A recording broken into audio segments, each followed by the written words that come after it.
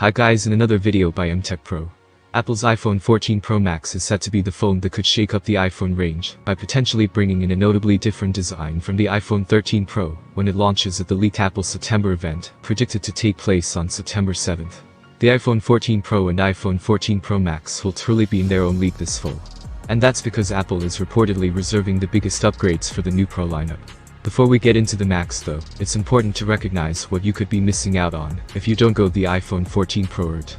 Only the iPhone 14 Pro and Pro Max are chipped to ditch the notch in favor of a punch-hole camera and pill-shaped cutout for Face ID. And only the iPhone 14 Pros will reportedly get a powerful new 48-megapixel camera and an always-on display.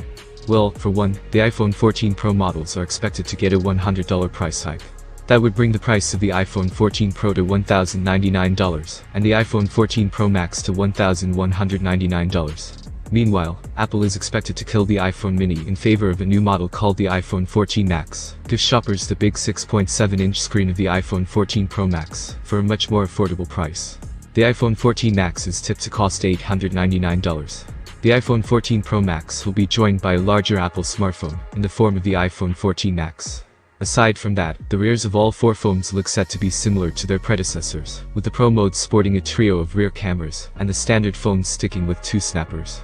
And a fresh set of iPhone 14 Pro Max renders, based on schematics, really do a good job of showing off what the evolved design could look like in metal and glass. They don't reveal any surprise design quirks, but rather give us a good impression of how the pale and punch-hole camera Face ID cutouts will look like, surprisingly decent as it happens. More leaks are starting to spring up about the color options for the iPhone 14 Pro Max.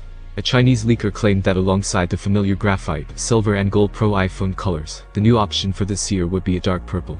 For the performance, we'd expect to see an A16 bionic chip in the iPhone 14 Pro series.